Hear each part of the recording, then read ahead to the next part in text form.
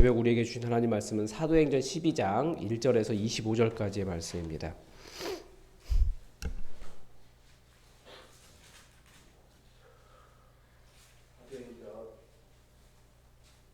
사도행전 12장 1절에서 25절까지 좀 길지만 우리 하나님의 말씀을 다 함께 받들어 읽겠습니다.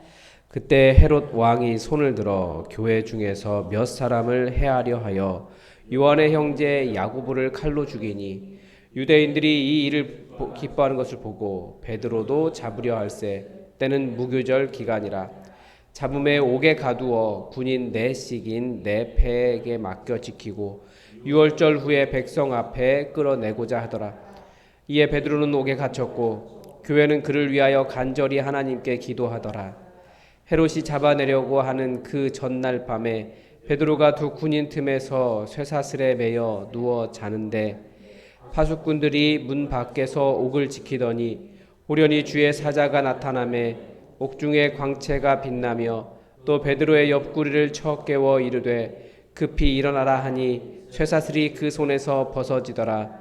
천사가 이르되 띠를 띠고 신을 신으라 하거늘 베드로가 그대로 하니 천사가 또 이르되 겉옷을 입고 따라오라 한대 베드로가 나와서 따라갈새 천사가 하는 것이 생시인 줄 알지 못하고 환상을 보는가 아니라 이에 첫째와 둘째 파수를 지나 시내로 통한 쇠문에 이르니 문이 저절로 열리는지라 나와서 한 거리를 지나매 천사가 곧 떠나더라.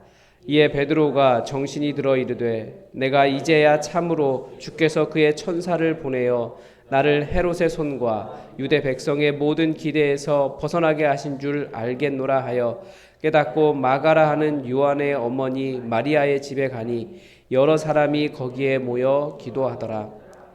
베드로가 대문을 두드린데 로데라 하는 여자아이가 영접하러 나왔다가 베드로의 음성인 줄 알고 기뻐하여 문을 미처 열지 못하고 달려 들어가 말하되 베드로가 대문 밖에 섰더라 하니 그들이 말하되 내가 미쳤다 하나 여자아이는 힘써 말하되 참말이라 하니 그들이 말하되 그러면 그의 천사라 하더라.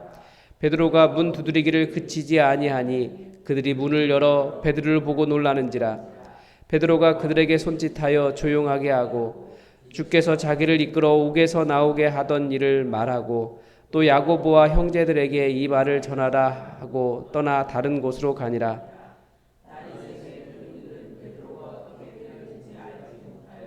적지 않게 소동하니 헤롯이 그를 찾아도 그를 보지 못하고 파수꾼들이 그를 신문하고 죽이라 명하니라. 헤롯이 유대를 떠나 가이사랴로 내려가서 머무니라. 헤롯이 두로와 시돈 사람들을 대단히 노여워하여 그 집을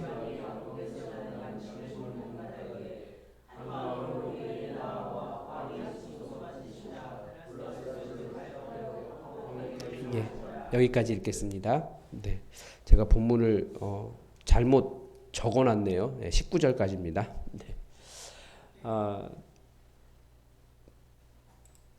제가 최근에 수요 설교 쭉 기도에 대한 설교를 하면서 그 설교 준비하면서 어떤 분의 글을 보고 제가 모토로 삼고 생활하는 한 가지 기준이 최근에 있습니다. 어떤 목사님이 기도에 대한 책에 그렇게 쓰신 거예요. 참 도전이 되는 것 같아서 나도 그렇게 기도하면 좋겠다라고 하고 있는 건데 1시간을 기도하면 나를 이기고 2시간을 기도하면 교회를 이기고 3시간을 기도하면 일상이 기적이 된다. 그렇게 써놓으셨더라고요. 뭐 교회를 이긴다고 하니까 뭐 교회랑 싸우냐 그런 말이 아니고 제가 기도하면서 느끼는 것은 그런 의미가 아니라 교회의 문제가 전혀 문제가 되지 않고 하나님에 대한 믿음이 생기는 일을 경험하고 있는 겁니다. 확실히 하나님의 일을 하는 사람들은 기도의 사람들이었던 것 같아요. 기도는 내가 내 능력을 신뢰하지 않고 오직 하나님의 권능을 신뢰하는 하나님을 신뢰하고 의지하는 행위이기 때문에 더욱 그렇습니다. 죄송합니다. 이게 소리가 기도란 참 신비한 일이에요. 일단 온 우주에서 가장 크신 하나님이 나같이 온 우주에 비하면 정말 먼지처럼 보이지도 않는 나 같은 사람의 작은 신음과 같은 소리를 들으신다? 이거 너무나 신비한 일 아닙니까?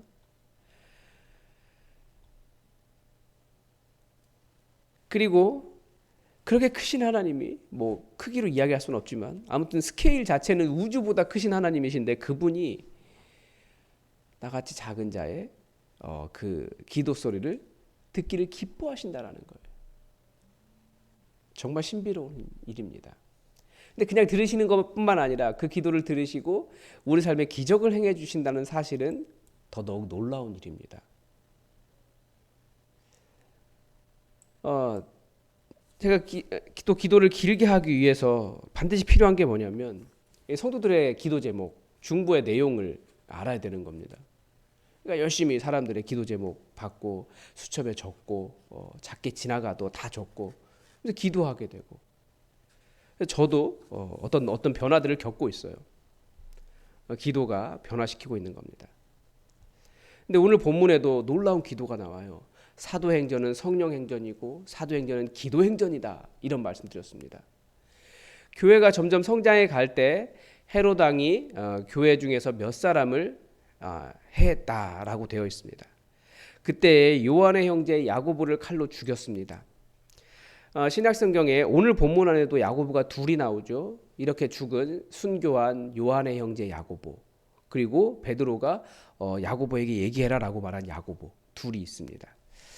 일반적으로 신약성경의 야고보를 기록한 야고보는 예수님의 동생인 야고보다 그런 식으로 이야기하는데 아마 여기서 야고보는 이미 죽었으니까 순교했으니까 뒤에 나오는 야고보는 아마 예수님의 형제일 가능성이 있습니다. 참 안타깝죠. 예수님 이 야고보가 아주 젊은 나이였을 거예요. 지금 이때가 무교절이라고 했으니까 실제로 한 1년이나 지났을까요? 그 어떤 무교절을 그 이전에는 보여주지 않으니까 예수님 부활하신 날이 무교절이잖아요. 그러니까 1년 정도 지났을까요? 바로 야고보는 순교한 거예요.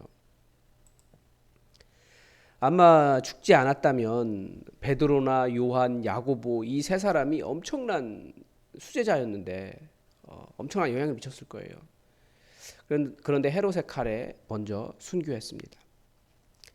유대인들이 이 일을 보고 기뻐했다라고 하는데 그 세 명의 수괴 중에 하나를 없앴다 이렇게 생각한 거죠. 그래서 이제 베드로도 죽이려고 그렇게 생각을 했다라는 겁니다. 유대인들이 너무 좋아하니까 헤롯이 유대인들의 마음을 사려고 그러니까 정치적으로 마음을 사려고 이번에는 베드로도 죽여야겠다라고 생각했는데 그때가 마침 명절이어서 명절 끝나고 죽이려고 베드로를 붙잡아 둔 거예요. 그런데 그 이전에 베드로가 참 신기해요. 저는 여기서 신비하게 나온 탓에 그런지 이번에는 베드로를 저번에 한번 그냥 밤에 나온 적이 있잖아요. 그 옥문을 그냥 통과해서 나온 적이 있잖아요. 열리지도 않았는데 쭉. 이번에는 베드로를 가운데 두고 양쪽 군인이 누워서 이렇게 팔짱 껴안고 잔 것 같아요. 이렇게 누워서 잤고요. 그리고 문 바깥에는 파수꾼들이 있었고 그리고 몇 겹을 지켰습니다. 그런데 갑자기 오간의 광채가 이렇게 환하게 일어나더니 주의 사자가 나타났습니다. 그리고 베드로의 옆구리를 쳐서 깨웠습니다. 빨리 일어나라. 쳐서 깨웠다는 게 어떻게 깨웠는지는 모르겠어요. 누워 있으니까 발로 이렇게 뻥 찼을 수도 있고 이렇게 막 옆구리를 세게 쳤을 수도 있고. 그래서 빨리 일어나라 그런 거예요. 얼마나 잘 자고 있었는지 몰라요. 내일 죽을 사람인데. 참 이해할 수 없는 거예요. 아마 이 초대교회 사도들은 죽음을 초월했었던 것 같아요. 와, 내가 죽어도 우리 예수님 만나러 간다. 뭐 그런 느낌이었던 것 같아요. 스데반도 그래서 돌에 맞아 죽으면서도 지금 순교한다, 돌에 맞아 죽는다, 아프다 이게 아니고 우리 예수님이 저기 서서 나를 반기고 계신다고 주님 품에 안기러 간다고 얼굴이 해처럼 빛나고 있었잖아요. 초대교회 사도들이 그런 믿음이었던 것 같아요. 아무튼 그래도 베드로는 확실히 예민한 사람은 아니었던 것 같습니다. 베드로가 일어날 때 손에 차고 있던 쇠사슬이 벗겨지고요. 천사들이 옷 입고 빨리 따라와 신도 신고 베드로가 이게 꿈이야 생시야 하면서 천사를 따라갔습니다. 첫째와 둘째 파수를 지나고 쇠문에 도착하니까 쇠문이 저절로 열렸어요. 거리 한가운데 도달하고 나니까 천사가 사라졌어요. 그제서 베드로가 하나님께서 그의 천사를 보내어 나를 헤롯의 손과 나를 죽이려는 유대 백성의 모든 기대에서 벗어나게 하셨구나라는 것을 깨달았다라는 거예요. 정말 놀라운 일이죠. 그리고 마가의 집에 가보니까 사람들이 뭐하고 있었습니까? 기도하고 있었습니다. 무엇을 위해 기도하고 있었을까요? 5절에 보니까 이에 베드로는 옥에 갇혔고 교회는 그를 위하여 간절히 하나님께 기도하더라. 베드로를 위해 기도하고 있었던 거예요. 참 그때 이 믿음의 차이가 나죠. 그 로데라고 문을 막 두드리니까 열어달라고 베드로가. 그러니까 로데라는 여자아이가 나와서 베드로 목소리 듣고 기뻐가지고 하나님 우리 기도 들으셨어라고 말하면서 가서 막 사람들 얘기하는데 기도하던 사람들은 정작 믿지도 않은 거예요. 아니 무슨 소리야? 그럴 리가 없어. 네가 잘못 들은 거고 와서도 그의 천사일 거야라고 하면서 어린 아이라고 이렇게 무시를 한 거죠. 근데 실제로 베드로가 나온 거예요. 이 모든 역사가 어디서 나왔다고 기록하고 있는 겁니까? 당연히 하나님께 나왔지만 교회의 기도를 들으시는 하나님께서 그 일을 이루신 것이다. 사도행전은 그 일을 보여줍니다. 사도행전에 몇 가지 핵심이 있어요. 첫 번째는 성령 하나님, 그리고 기도, 그리고 그 기도를 통해서 그 기도를 이루며 기도하며 하나님의 일을 행하는 사람들.